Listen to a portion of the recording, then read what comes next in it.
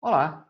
Dando continuidade ao conteúdo de cinemática da velocidade e o jacobiano, iremos abordar agora sobre matriz antissimétrica e derivada da matriz de rotação.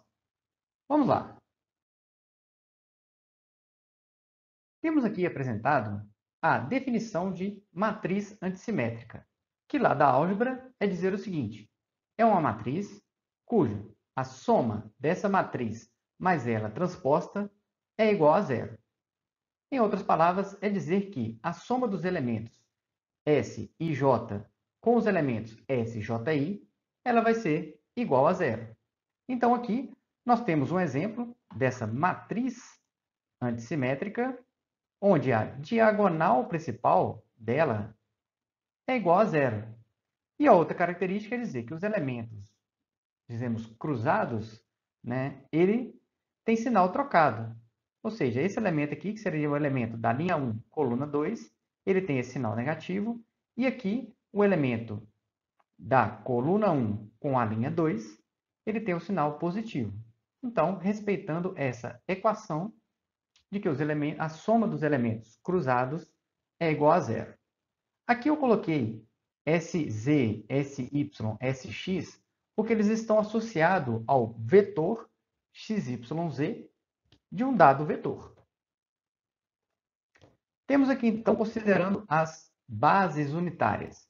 Então, nesse caso, nós temos, se eu trabalho com a base unitária de x, ou o vetor unitário em x, é dizer que a componente z e a componente y é igual a zero, enquanto a componente x ela é unitária. Então, a componente x entraria neste termo, e a componente x também neste termo, obtendo, portanto, essa matriz aqui destacada. No caso, para o eixo, a base unitária de y, então o vetor unitário de y vai ser 0, 1, 0. Então, destaque para este componente, que seria o valor igual a 1, que seria representado por esta parte da minha matriz.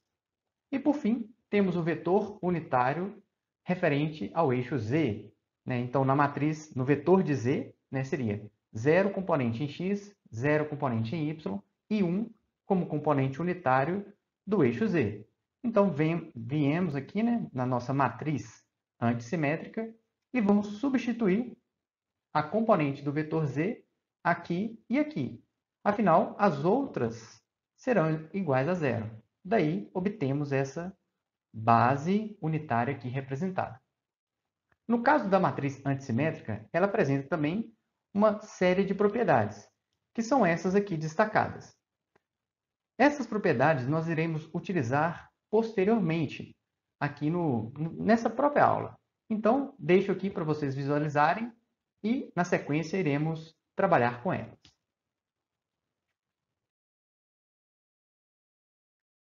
Trabalhando agora com a parte da derivada da matriz de rotação, vamos fazer o seguinte. Sabemos que, se eu pego uma matriz de rotação, multiplico pela transposta dessa matriz de rotação, vamos obter a identidade. Então, está aqui destacado. Agora, se eu tomo a primeira derivada temporal, lembrando que, nessa minha matriz de rotação, a minha variável θ, ou o meu ângulo θ, é a minha variável no tempo. Então, teremos, fazendo uma derivada, né, com respeito a θ, que é o meu ângulo, que varia no tempo, nós teremos, pela regra do produto, derivada da primeira, vezes a segunda, mais a primeira, vezes a derivada da segunda, igual a zero. Por que zero? Porque a minha matriz identidade, uma vez que eu faça a derivada de uma matriz identidade e ela é uma constante, nós teremos, então, uma matriz de zeros. Daí, prosseguindo, vamos verificar o seguinte. Se eu assumo S, né, só lembrando que isso poderia ser uma matriz antissimétrica, mas agora nós vamos confirmar efetivamente que ela é uma matriz antissimétrica. Então, nós temos, chamamos de S igual a derivada da matriz de rotação em relação a θ, vezes a matriz de rotação de θ transposta. Se eu tomo a transposta dessa matriz S, nós vamos ter essa transposta aqui representada, e o resultado será este. Então, a conclusão que vamos chegar é que S mais S transposto é igual a zero. Logo, né, o que nós temos é, se eu denomino S seguindo este formato, ou seja, a derivada da matriz de rotação por θ vezes a matriz de rotação transposta, nós vamos obter como resposta uma matriz antissimétrica. Vamos agora tomar o seguinte exemplo. Eu quero a rotação em relação a x de uma variável θ. Então, como que eu vou obter esta matriz? Então, vamos lembrar, né, do slide anterior, ou da parte anterior do vídeo, que nós já sabemos qual que será a matriz antissimétrica referente ao eixo x, ou ao vetor unitário x. Mas agora nós vamos obter isto através da matriz de rotação. Então, tomando a nossa matriz, né, em relação a x, aí vocês têm que lembrar o conceito de qual é a matriz de rotação em relação a x, nós vamos fazer derivada da matriz de rotação em relação a θ. Então, derivando a matriz de rotação, nós vamos obter este resultado aqui. Tomando agora a matriz de rotação em relação a x, nós vamos obter este outro resultado aqui representado. Então, no caso, esse seria a transposta. E, por fim, efetuando o produto dessas duas matrizes, nós vamos obter essa matriz final, a qual é a matriz antissimétrica referente ao eixo x, ou ao vetor unitário x.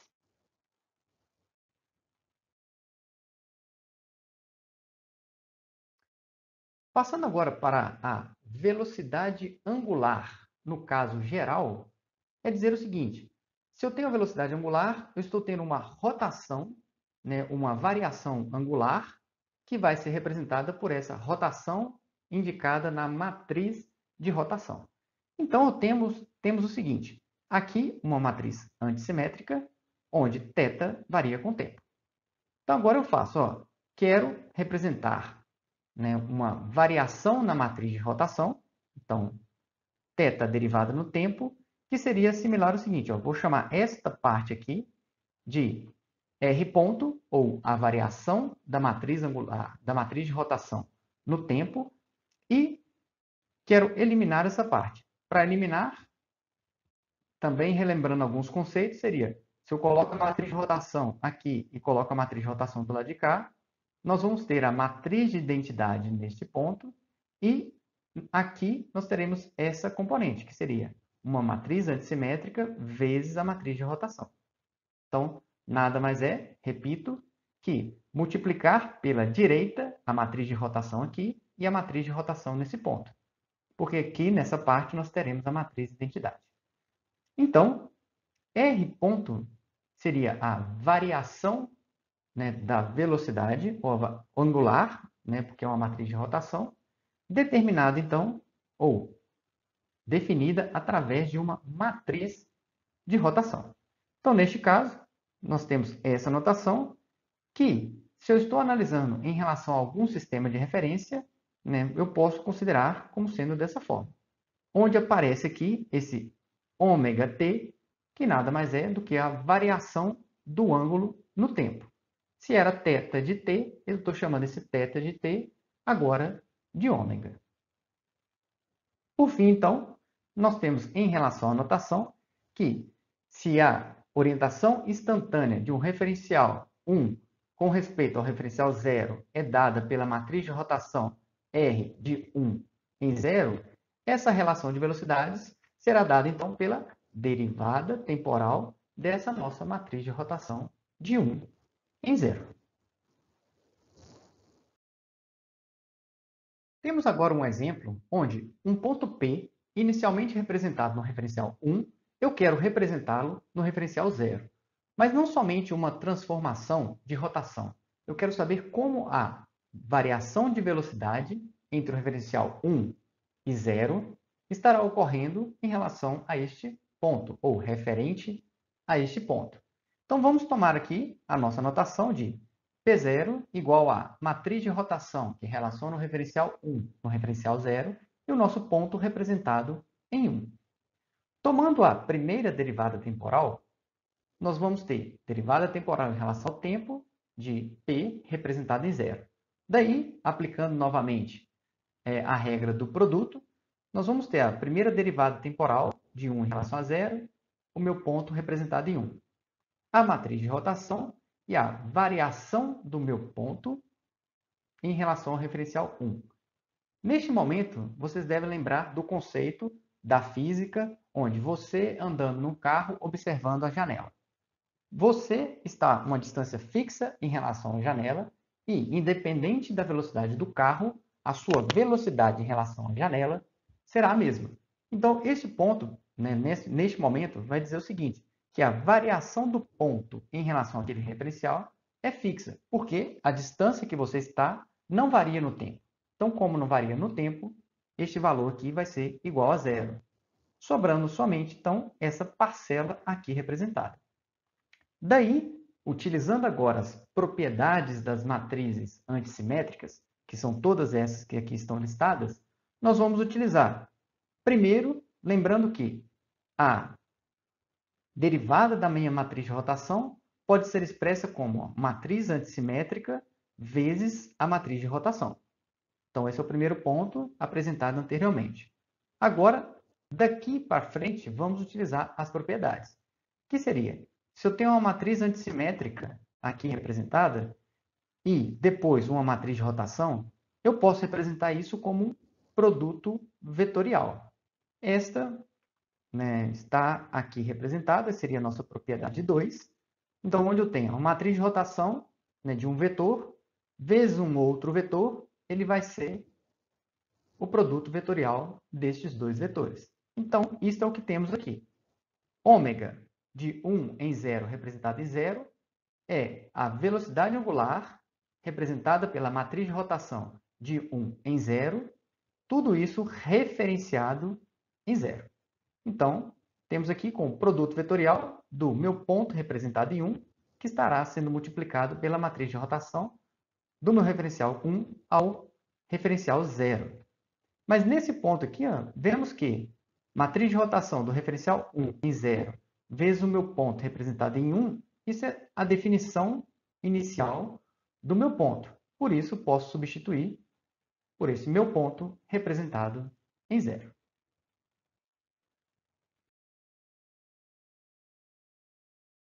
Entramos agora na parte da adição da velocidade angular. Então, essa adição de velocidade angular indica que nós temos duas matrizes de rotação sendo multiplicadas. Daí, vamos ter o seguinte. R de 2 em 0, ele pode ser a composição da matriz de rotação de 1 em 0 vezes a matriz de rotação 2 em 1. Então, tomando novamente a derivada temporal, nós vamos ter que, em relação ao tempo, variação da rotação em relação do referencial 2 em relação a 0 vai ser dada por derivada temporal da matriz de rotação, novamente regra do produto, de 1 em relação a 0 vezes a matriz de rotação de 2 em relação a 1, mais matriz de rotação de 1 em relação a 0, vezes a derivada temporal de 2 em relação a 1. Vemos aqui que todas as matrizes de rotação, elas são em função de um determinado ângulo, né, ou vetor referente à rotação, e tudo isso vai ser variável no tempo. Então, agora, né, podemos escrever que isso aqui também do slide anterior, né, parte anterior do vídeo. Nós temos que a variação temporal de 2 da matriz de rotação de 2 em 0 é dada por essa notação da matriz antissimétrica, que vai representar o seguinte. Ômega de 2, representado em 0, em função de 0, que é o que está representado aqui, ele é a velocidade do referencial 2 em respeito ao referencial 0. Daí, agora, vamos começar a manipular estes termos que estão aqui, que, na verdade, ele é a composição das velocidades que definimos aqui anteriormente. Então, vamos tomar primeiro só essa parte. Então, tomando essa parte aqui e desenvolvendo essa parte, nós teremos, primeiramente, vou substituir isso aqui pela definição, né, de uma derivada da matriz de rotação, utilizando a notação de matriz antissimétrica. Então, nós teremos essa parte, essa primeira parte que está. Daí, a matriz de rotação de 2 em 1 permanece, e nós vamos ter essa parte aqui, ó, que seria matriz de rotação de 1 em 0, matriz de rotação de 2 em 1. Quando eu faço a composição, nós temos matriz de rotação de 2 em 0. Então, aqui nós chegamos numa parte mais compacta da primeira parte da derivada de uma matriz de rotação composta. Passando agora para a segunda parte, nós vamos começar a manipular. Então, está aqui. Vou representar essa parte da derivada como sendo matriz antissimétrica vezes a matriz de rotação. Aí agora vamos utilizar de alguns ferramentais matemáticos. É dizer o seguinte, uma matriz que eu posso inserir neste ponto aqui é a matriz de identidade. Mas sabemos que a matriz de rotação transposta vezes ela própria, ela é a representação da identidade. Então, vamos deixar isso aqui. Por quê? Porque eu sei que essa composição aqui, ela vai ser R de 2 em 0. E agora, ficou sobrando, né, vamos dizer assim, R de 1 em 0, matriz antissimétrica, R de 1 em 0 transposto. Que isso é uma das propriedades, né, que temos aqui ao lado, no caso a propriedade 5, que fala matriz de rotação vezes uma matriz antissimétrica vezes a matriz de rotação transposta é igual a matriz antissimétrica do vetor representado pela matriz de rotação vezes um dado vetor, que é o que temos aqui, né? Lembrando que este ômega ele é um vetor coluna de dimensão 3 por 1. Daí, temos, juntando esta equação com esta outra que está aqui, a nossa composição da velocidade determinada pela variação temporal da matriz de rotação vai ser dada por essa parte, que seria da primeira equação, essa parte, que seria da segunda. Aí nós vemos o seguinte, nós temos aqui rotação de 2 em 0, e aqui nós também temos rotação de 2 em 0.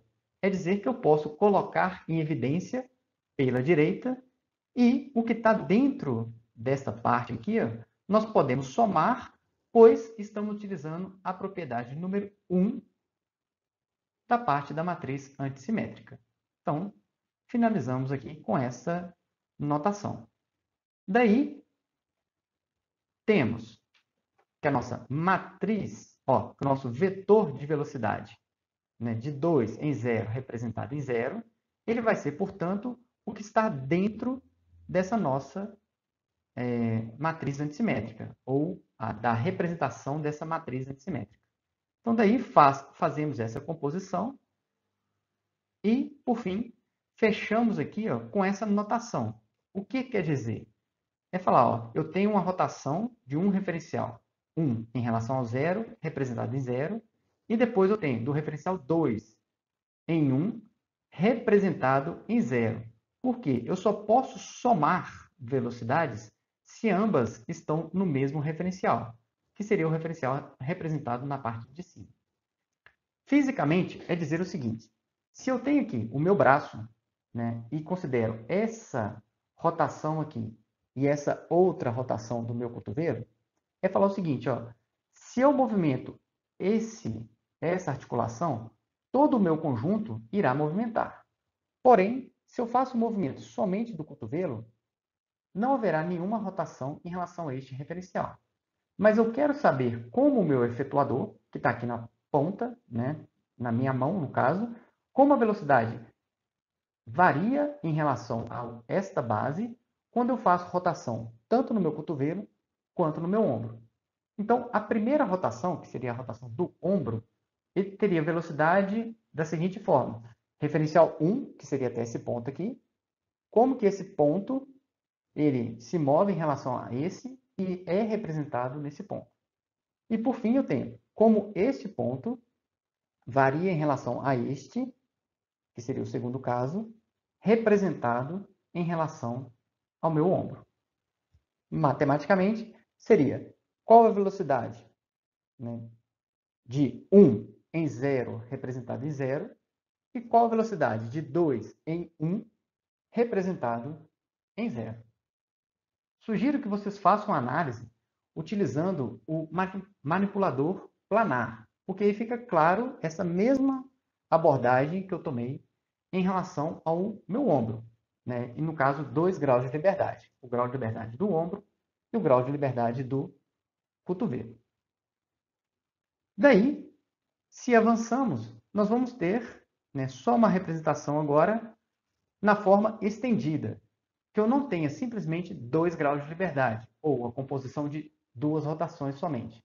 No caso aqui, eu estou apresentando a sequência de várias rotações, ou de N notações, que aí seguirá, né, a sequência similar a essa, porém, até chegar ao enésimo elemento. Então, passando por mais uma articulação, ou mais uma articulação do tipo rotacional, então nós teremos 3 em 2 também representado em 0, assim por diante, enésima articulação representada na enésima menos 1, e isso tudo representado no referencial inicial. Quando eu faço essa notação, eu consigo fazer uma soma de velocidades angulares para o meu manipulador robótico.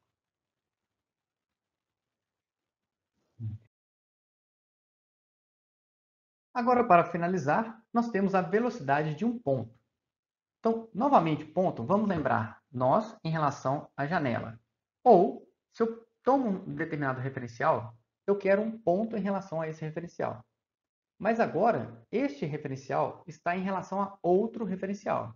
Então, é dizer que, se esses referenciais se deslocam, ou seja, ele tem uma velocidade não angular, mas eles têm uma velocidade linear, né? Ou seja, ele faz movimentos paralelos em relação a este outro referencial, nós vamos ter que o meu ponto, que estava aqui representado, ele vai ter uma velocidade linear idêntica à movimentação deste outro sistema de referência. Matematicamente, nós teremos o seguinte, seria, temos aqui o nosso ponto, representado o nosso ponto no referencial 0, e aqui, matriz de rotação de 0 em relação a 1, o nosso ponto representado em 1, e esse vetor aqui é o vetor de deslocamento entre os dois sistemas de referências. Tomando a derivada temporal, vamos obter isto aqui, já lembrando que eu não, na regra do produto, né, a derivada do ponto em relação ao tempo é igual a 0, por isso eu nem considerei ela aqui. E nós temos agora a variação da velocidade entre os dois sistemas de referência.